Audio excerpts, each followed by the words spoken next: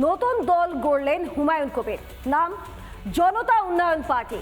বেলডাঙ্গায় নয়া দলের মঞ্চ থেকে তাঁর সুর সপ্তমে। মুর্শিদাবাদে তৃণমূলকে শূন্য করার পাশাপাশি ব্রিগেডে সভার হুঙ্কার দিলেন হুমায়ুন। সেই সঙ্গে তাঁর গলায় 26-এ 100 আসনে জেতার গ্যারান্টি।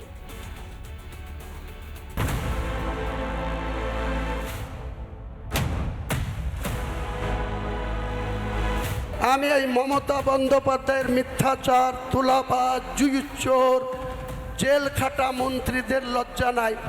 হুমায়ুন কবিরের সঙ্গে লক্ষ লক্ষ জনতা আছে।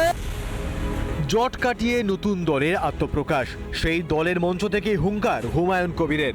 মুর্শিদাবাদে তৃণমূলকে শূন্য করার চ্যালেঞ্জ। কোন শক্তি থাকলে মুর্শিদাবাদে আপনি খাতা খুলে দেখাবেন, কিন্তু আমি চ্যালেঞ্জ করছি, আমি বেঁচে থাকলে মমতা বন্দ্যোপাধ্যায় জুড়া ফুলের জিরো করব, জিরো করব, জিরো করব। হ্যাঁ মমতা ব্যানার্জি, তোমাদেরকে আগামী জানুয়ারি মাসে আমি ব্রিগেড ময়দানে সভা করে দেখাবো। তোমাদের রাজনৈতিক মৃত্যু ঘণ্টা সেদিন বাজিয়ে দিব কলকাতার ব্রিগেড।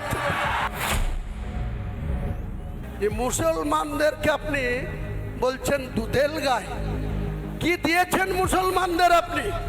তো প্রাপ্তবয়স্ক কোনো মহিলা ঈদের ময়দানে যাওয়া নিষেধ আছে।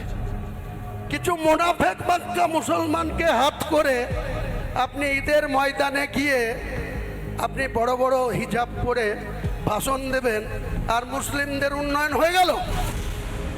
এই মাসের শুরুতে হুমায়ুন কবিরকে সাসপেন্ড করে তৃণমূল, সেই ঘোষণা করেন ফেরহাদ হাকিম। এদিন তার বিরুদ্ধেও সুর চড়ান হুমায়ুন।